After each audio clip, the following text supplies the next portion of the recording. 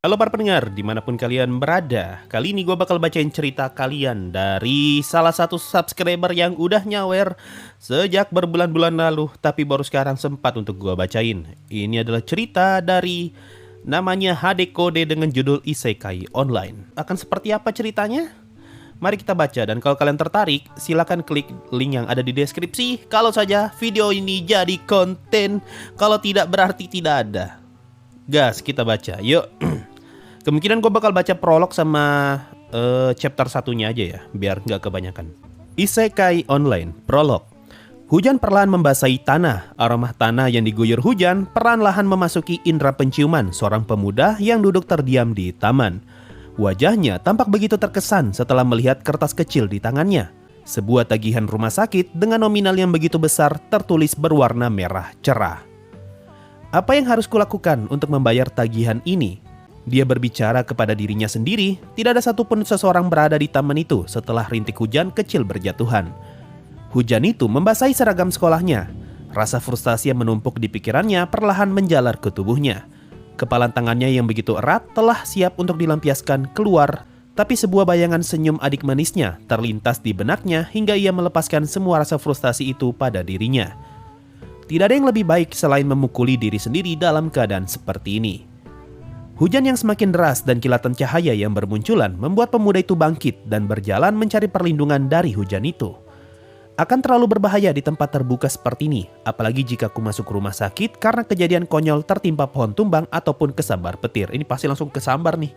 Pasti, apalagi isekai ini. Kilatan cahaya putih yang cukup cepat memasuki pandangan matanya. Kilatan putih yang bergerak itu tiba-tiba membuatnya terkejut dan dengan cepat menutup telinganya.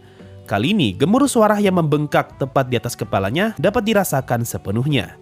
Suara itu bergetar, mengguncangkan tubuhnya, bahkan ia bisa merasakan betapa paniknya jantungnya memproses adrenalin yang datang tiba-tiba itu.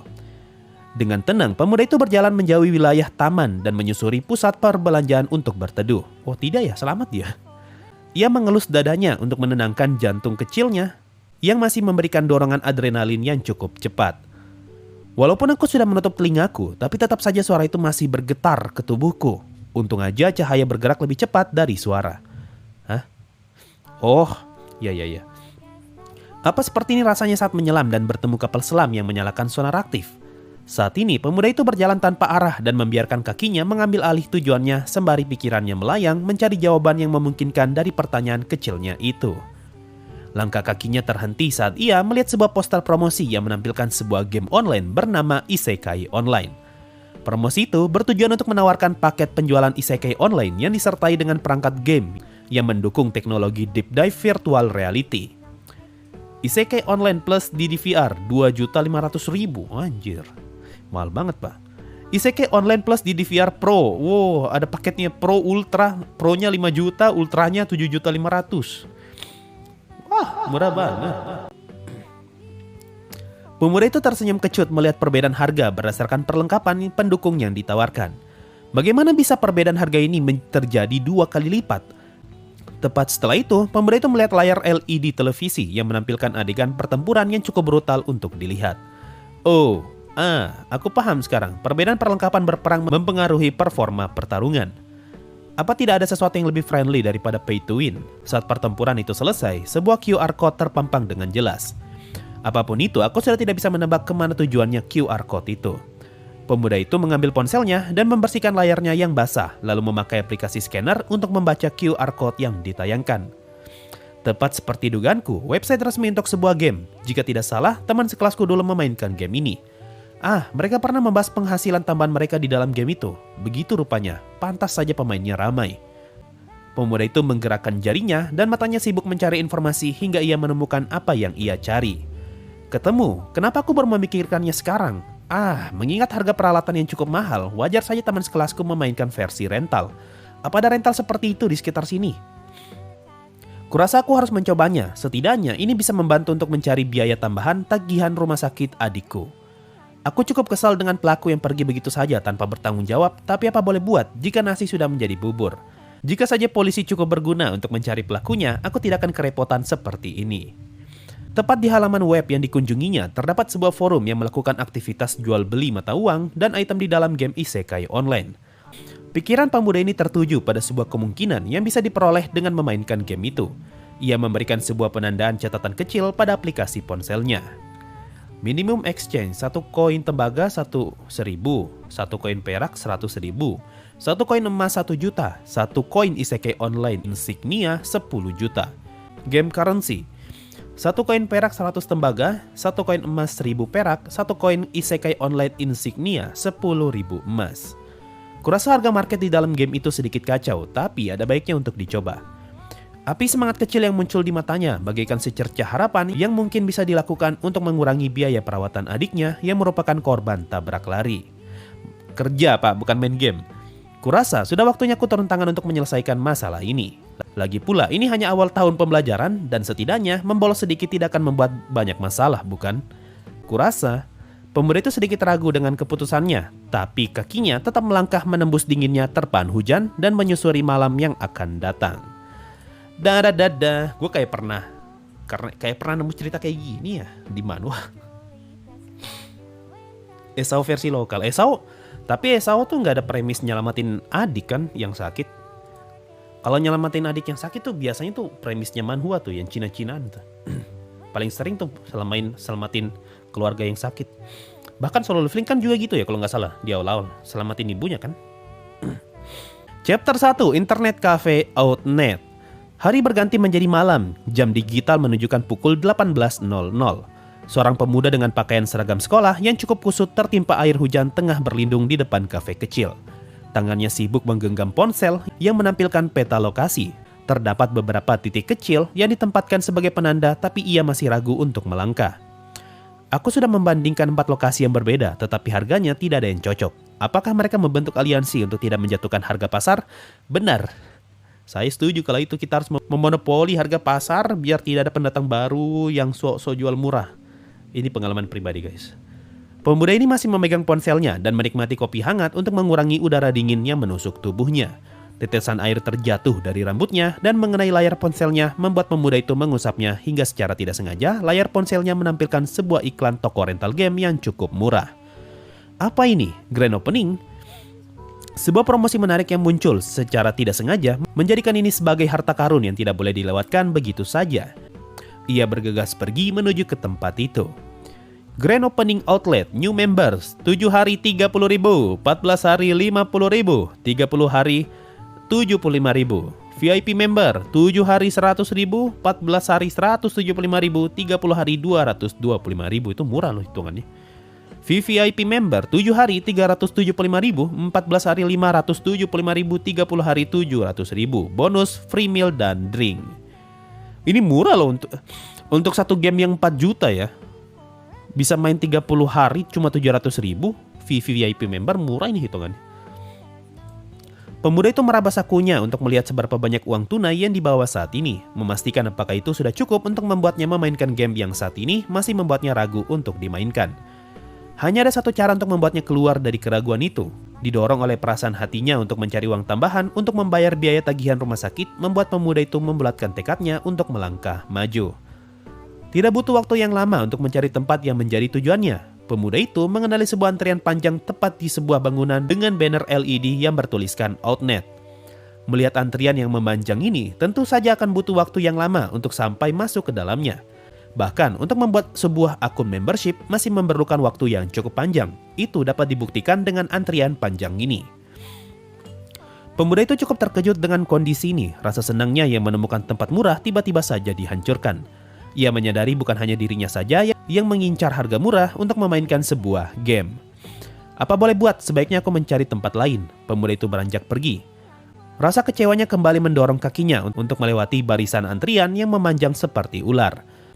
Pandangannya fokus pada layar ponselnya yang menampilkan lokasi toko rental terdekat. Tiba-tiba saja saat melewati pintu utama Outnet, dirinya ditabrak oleh seorang gadis berpenampilan jas hitam setelan laki-laki yang sedang berjalan menyeret seseorang dengan menarik dasi yang melingkar di lehernya. Beberapa orang yang melihat kejadian ini bertanya-tanya tentang apa yang terjadi di dalam. Kegaduhan ini berlanjut saat laki-laki yang sebelumnya terseret itu tiba-tiba berdiri. Apa kau tidak bisa sopan sedikit? Ia mencoba berdiri tegak dan memperbaiki posisi dasinya. Gadis itu memandanginya dengan tatapan tajam seolah ingin membunuhnya. Perlahan ekspresi muka laki-laki itu menjadi kaku, dan pandangannya beralih ke pemuda yang baru saja tertabrak. Ekspresi mukanya sedikit terkejut saat melihat pemuda itu. Ia merangkul pemuda itu dan berbisik kecil, "Kawan, tolong bantu aku." Pemuda itu sama sekali tidak mengenali laki-laki itu, tapi dalam kondisi seperti ini, mau tidak mau ia harus mengikuti arus yang terbawa karena di belakangnya beberapa korban telah berjatuhan karena tatapan tajam gadis itu. Pemuda itu berbisik balik, "Maaf, kau siapa? Jangan bawa aku dalam masalahmu." Terlihat jelas pemuda itu ingin melarikan diri di dalam kondisi ini. "Oh, kau tidak tahu siapa aku?" Laki-laki itu secara spontan membalas perkataan pemuda itu. "Apa kita pernah bertemu sebelumnya?" tanya pemuda itu. "Tentu saja tidak pernah, kurasa ini pertama kalinya kita bertemu. Tapi, apa kau yakin tidak mengenaliku?" Laki-laki itu cukup yakin jika dirinya terkenal. Pemuda itu melepas rangkulannya dan membuka ponselnya lalu mengambil foto laki-laki yang mencoba akrab dengannya. Dengan bantuan aplikasi image search yang mencari kemiripan gambar, pemuda itu segera mengetahui siapa identitas laki-laki yang ada di hadapannya. "Kurasa aku tahu siapa dirimu, itu jika kau tidak kebetulan mirip dengan orang ini." Pemuda itu membalas perkataan laki-laki itu. "Ini pertama kalinya ada seseorang yang tidak mengenaliku. Kembali ke bisnis kecil kita, kawan. Jadi aku perlu bantuanmu karena aku memiliki masalah di sini, tentu saja." Laki-laki itu melirik ke gadis di sebelahnya yang masih mengamatinya dengan tatapan tajam. Tubuh pemuda itu menggigil seperti akan ada sesuatu yang merepotkan akan datang. "Lebih baik ku singkat masalah yang sedang kualami. Jadi seharusnya ini adalah hari liburku yang tenang. Dengan memainkan game yang saat ini sedang ramai diperbincangkan dan entah kenapa Ratu Iblis mengutus salah satu jenderal iblisnya mencari makhluk tak berdosa untuk dijadikan pengorbanan hidup mengurus pekerjaan yang tidak ada habisnya. Maka dari itu kawanku, tolong urus perlengkapan perangku yang berharga." Sembari mengatakan hal itu, laki-laki itu mengeluarkan sebuah kartu tipis dan menyelipkannya pada saku pemuda itu dan berbisik, "Aku titipkan benda ini."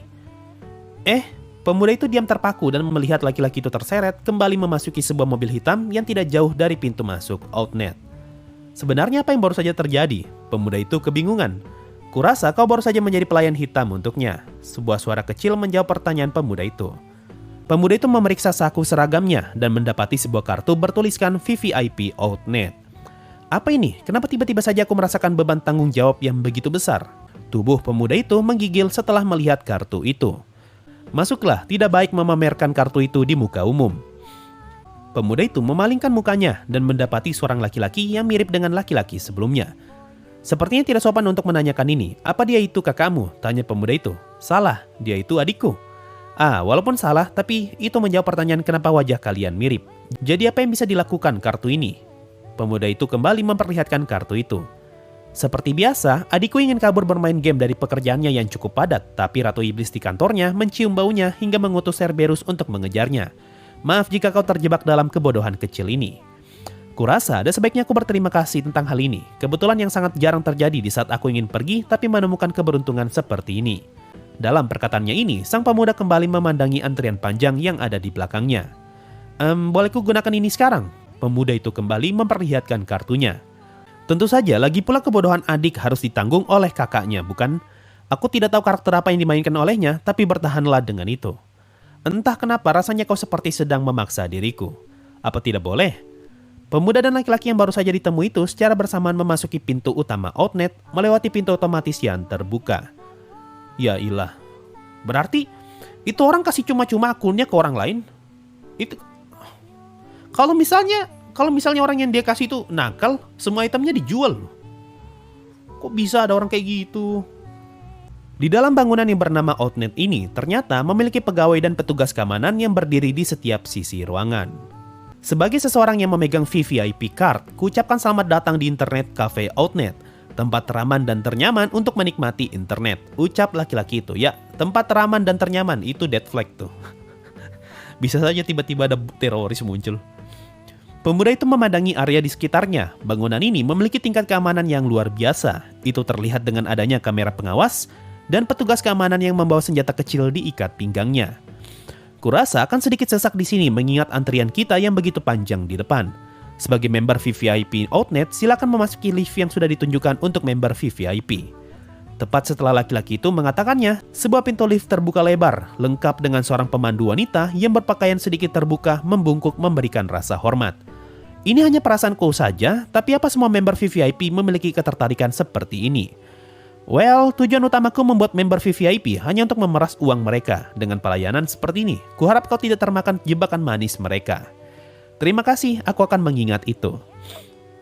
Mereka melanjutkan perjalanan kecil mereka masuk ke dalam lift, sembari menunggu lift itu selesai mengantar mereka. Pemuda itu sekali lagi mengamati kartu VVIP yang dititipkan kepada dirinya. Jadi, kapan adikmu akan mengambil ini? Entahlah, aku tidak tahu pasti, pekerjaannya tidak santai seperti diriku yang hanya mengurus kerajaan kecil ini. Aku sedikit paham kenapa kau membawaku masuk. Kau ingin mengurungku sebagai tahanan perang sampai adikmu mengambil tahtanya kembali, bukan? Hei, itu sedikit kasar, walaupun itu memang benar. Rasa canggung di antara keduanya membuat suasana lift menjadi hening. Suara gesekan lift yang menuruni bangunan ini dapat terdengar jelas, bahkan pemandu wanita yang berdiri di sebelah mereka memasang ekspresi kaku karena situasi canggung ini. Boleh ku kembalikan sekarang, aku memiliki firasat buruk tentang ini. Kurasa sudah terlambat untuk itu, nikmati saja kurungan tahanan kerajaan kami.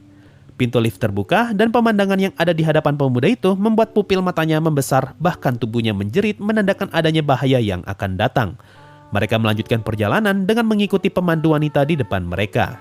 Sekarang aku paham apa maksudmu dengan memeras member VVIP. Setidaknya aku dapat keuntungan besar dengan bisnis ini. Tepat di hadapan pemuda itu terdapat sebuah dunia yang jauh berbeda dari dunia yang selama ini dia kenal. Sebuah kasino yang berdiri di bawah bangunan bernama Outnet yang hanya bisa dimasuki dengan member VVIP Outnet.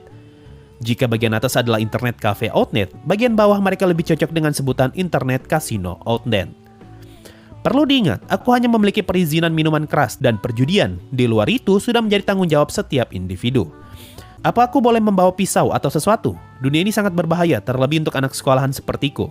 Tenang saja, aku sedang mengawalmu. Tidak ada yang berani macam-macam saat raja berkunjung, bukan? Oh, beruntungnya diriku, anggap saja tidak ada assassin yang bertugas saat ini. Balas pemuda itu dengan nada sinis. Kesampingkan hal itu, sebenarnya ada beberapa alasan kenapa aku membawamu ke sini. Pemuda itu terdiam. Aku perlu data tambahan sebagaimana rakyat jelata menggunakan DDVR versi Ultra, dan aku perlu laporan datanya untuk dikirim ke tim pengembangan isekai online. Itu sangat susah mengingat tidak ada rakyat jelata yang mau berlangganan VVIP card. Tentu sajalah, kau tidak tahu seberapa besar biaya itu bagi mereka. Apa semahal itu? Wahai rajaku, cobalah sesekali menjadi miskin untuk merasakannya. Sebenarnya nggak mahal loh. 500.000 satu bulan kalau misalnya lu kerja 3 juta per bulan. Artinya cuma potong 500.000 mah nggak besar itu. Apalagi kalau memang permainan yang lu mainkan itu punya potensi cuan, itu mah investasi murah. 30 hari loh, bukan sehari, bukan sekali login 500.000, 30 hari. Sekali lagi keheningan menerkam di antara mereka hingga pemandu wanita yang berjalan di depan membuka sebuah pintu dengan plat bernomor 001. Pemuda dan laki-laki itu memasuki ruangan itu. Tepat di hadapannya berdiri sebuah peralatan canggih yang berbentuk seperti kapsul tidur. Jadi ini deep dive virtual reality edisi Ultra. Pemuda itu bertanya sembari mengawasi benda ini di hadapannya. Tepat sekali, bagaimana menurutmu? Setidaknya rakyat menengah atas bisa memilikinya dan rakyat jelata akan melakukan gerakan revolusi untuk bisa mencobanya, balas pemuda itu. Beruntungnya sekarang ada rakyat jelata yang bisa mencobanya tanpa melakukan gerakan revolusi. Pandangan laki-laki itu menatap pemuda di hadapannya. Ini CMC pintar banget ngomong loh. Setelah gue pikir-pikir ya, satu game plus konsol deep dive, plus satu konsol deep dive yang seluruh tubuh, cuma 7 juta, itu mah murah. 7 juta lu dapat game yang berpotensi menghasilkan cuan, sama lu dapat satu set perlengkapan untuk bermain game yang full body. Itu murah banget pak, 7 juta. Karena HP sekarang 12 juta tuh laku loh. HP 12 juta, 10 juta laku. Apalagi game yang cuma 7 juta dan lu dapat konsol satu badan. Dan juga ada potensi cuannya besar banget. 7 juta murah loh itu hitungannya. Saran gue sih naikin harganya bro, kasih 50 juta kek. Itu baru tuh bisa dibilang mahal. Kalau cuma 7 juta mah lebih mahal HP daripada game ini. Masalahnya dengan dapat konsol loh. Gue kira tuh cuma game doang, ternyata dengan konsol. 7.500.000 pak, itu harga PS5. Harga PS5 tuh lu habisin uang buat beli game. Tapi ini lu habisin uang buat beli game tapi ada potensi dapat uang balik. Murah ini mah. Ini harusnya nih gamenya minimal 50 juta. Baru kalau misalnya VVIP-nya itu minimal 2 juta per bulan lah. Atau dolar, atau juga ganti ke dolar. Kalau rupiah mah murah ini. Oh itu dolar ya tadi? Itu dolar ya tadi, gue kira rupiah. Mereka berdua saling bertatap muka lalu senyuman dan tahu kecil muncul di wajah mereka. Ini kayaknya nggak bakal sempat main game dan chapter 1 selesai. Aduh, dari kemarin tuh kalau baca chapter 1 bagian serunya belum masuk. Sudah lama aku tidak bercanda seperti ini. Terlebih diriku, terakhir kali aku bercanda seperti itu, tiba-tiba saja musuhku bertambah. Kau tahu, tidak semua orang mengerti sarkas yang kau lemparkan. Itu bukan sarkas, hanya candaan yang tidak sengaja terlempar keluar dari mulutku. Laki-laki itu tersenyum. Kau tahu, lupakan permintaan bodoh adikku. Aku akan menyuruh orang lain melakukannya dan gunakan saja ini. Pemuda itu menerima sebuah kartu lain bertuliskan Isekai Online Alpha Tester.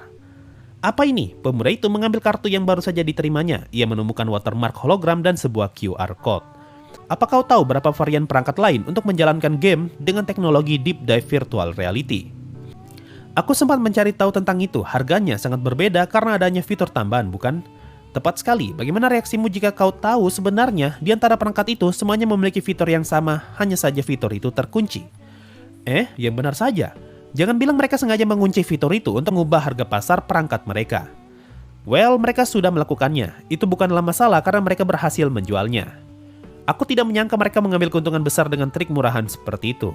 Apa boleh buat, bisnis teknologi harus berkembang seiring waktu. Kita tidak bisa mengenalkan teknologi secara langsung, tetapi harus secara perlahan walaupun itu menipu banyak orang. Jadi, apa yang ada di hadapanku ini? Perangkat biasa yang dilengkapi fitur tambahan agar tidak terlihat murahan. Sesuai yang kukatakan, fitur yang terkunci telah dibuka sepenuhnya dan menjadikan perangkat ini menjadi versi ultra. Jujur sekali dirimu. Setidaknya aku sedikit terbuka dengan memberimu kartu sakti yang mampu membuka semua fitur yang terkunci. Kartu itu hanya diproduksi untuk 100 orang. Kurasa kau bisa memanfaatkannya untuk menjelajahi Isekai Online sampai adikku kembali. Benar juga, ini ku kembalikan kepadamu. Pemuda itu mengambil kartu VVIP yang masih berada di dalam sakunya. Tidak, kau simpan itu sendiri dan kembalikan saat adikku kembali. Laki-laki itu segera menolak dan berjalan menuju pintu keluar. Tunggu, bagaimana caraku mengurus karakter adikmu? Aku akan mengurusnya. Adikku mungkin hanya butuh beberapa item yang bisa didapatkan saat melakukan boss raid atau membelinya di forum Isekai Online. Hanya saja, saat ini kita harus menunggu sampai ada seseorang yang menjualnya. Kau bisa mencari tahu item apa yang dibutuhkannya setelah login dengan karakternya lalu laporkan padaku. Bagaimana dengan kartu ini? Aku akan memberikannya untukmu, tidak perlu dikembalikan, anggap saja sebagai deposit pertemanan kita. Apa kau yakin? Apa rakyat jelata tidak terlalu suka menerima tawaran seperti ini? Kau tahu, instingku menangkap hal yang lain seolah kau berkata ingin mendapatkan sesuatu yang lain. Apa itu terlihat jelas? Tentu saja. Jujur saja situasiku saat ini sangat aneh dan tiba-tiba terjadi angin badai begitu saja. Well, akan kukatakan kenapa aku melakukan ini. Apa adik perempuanmu baik-baik saja? Mata pemuda itu terbelalak saat laki-laki itu membawa keadaan adiknya. Dia memiliki perasaan kuat adanya hubungan kejadian ini dengan adiknya hingga ia teringat sesuatu. Kebodohan adik harus ditanggung oleh kakaknya. Jadi itu maksudmu. Dari awal kau mengetahui siapa diriku. Laki-laki itu tersenyum. Apa ini tanggung jawab atas apa yang dilakukan adikmu?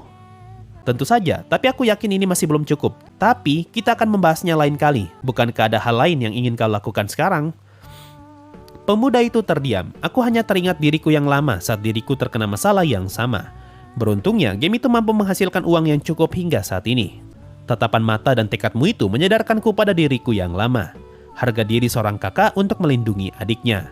Setidaknya aku akan mencoba menyadarkan kesalahan adikku untuk meminta maaf tentang kejadian yang dialami adikmu. Aduh, hujan pak. Laki-laki itu pergi menjauh. Oh, satu hal lagi, happy hunting. Setelah mengatakan itu, ia pergi sembari melambaikan tangan dan meninggalkan pemuda itu sendirian. Ya, itu tadi, selesai guys. Chapter 1 dari Isekai Online game. Yang chapter satunya masih sekedar prolog. Kalau kalian penasaran seperti apa cerita lanjutannya, silahkan baca sendiri chapter 2-nya. Kalau mau tahu carinya di mana, nanti bakal ada di deskripsi. Kalau saja video ini naik ya. Ini sampai chapter 1, MC-nya masih belum ketahuan loh namanya siapa. Mungkin sengaja disembunyiin ya, biar nanti kalau misalnya udah biar nanti pas namanya ke reveal itu sekalian di reveal masa lalunya. Kalau ternyata dia adalah mantan pro player. Migrasi isekainya mana? Ini Isekai Online tuh nama gamenya bro, bukan nama isekainya. Jadi ini bukan cerita isekai, ini cerita game nih. Ini benar-benar kayak manhwa Cina semua. Manhwa Cina tuh banyak yang kayak gini. Gue identik banget. Terutama di plot nyelamatin adik yang sakit ya. By the way, harga gamenya tuh 7.500.000 atau 7.500.000? rupiah loh. 75.000 rupiah. Baru itu murah banget. Wow, murah banget. Tapi seriusan ini murah, 7.500.000 lu dapat konsol full body plus dengan game. Murah itu mah, rakyat jelata mah bisa beli itu 7.500.000. Rakyat jelata saja iPhone bisa dibeli loh. Dengan modal KTP sama foto depan kamera, sama foto depan HP, dapat kamu langsung pak konsol. Mungkin gamenya terhubung ke isekai. Enggak sih. Gua rasa ini game MMORPG yang kata isekainya tuh merefer ke dunianya yang begitu luas. Mungkin di settingnya rupiah lebih tinggi dari dolar. Mungkin di masa depan 1 rupiah sama dengan 1 dolar. Kita jadi sultan sih kalau 1 rupiah 1 dolar berarti 10.000 rupiah 10.000 dolar. Kita lebih kaya daripada orang Amerika berarti. Jadi kalau kita ke Amerika kita sultan dong. Bukan bule yang kesini sultan, bule kesini miskin, kita ke sana kaya raya. Apa beda dengan game? Ini bukan isekai. Jelas murah banget. Iya, PS5 aja 12 juta apa pas pertama rilis gara-gara apa? Gara-gara tengkulak. Murah ini. Harusnya dinaikin lagi harganya tuh biar secara logik masuk akal ya. Kalau memang mau bilang mahal, minimal ya 50 juta lah. Mungkin paling murahnya tuh 15 juta. Nah, itu masuk akal tuh. Orang rakyat jelata kalau lihat beli game 15 juta, mending beli motor. Nah, itu masuk akal kalau 15 juta. Nanti yang versi ultranya tuh misalnya 50 juta, 75 juta. Nah, itu baru tuh masuk akal. Rakyat jelata nggak mau beli, nggak bisa beli. Kalau cuma 7 juta mah, HP Anda yang lagi dipegang sekarang, hei rakyat jelata, itu mungkin hampir sama dengan harga 7.500.000 itu. Mungkin itu saja untuk cerita kali ini. Terima kasih semua yang sudah mendengarkan. Bye-bye.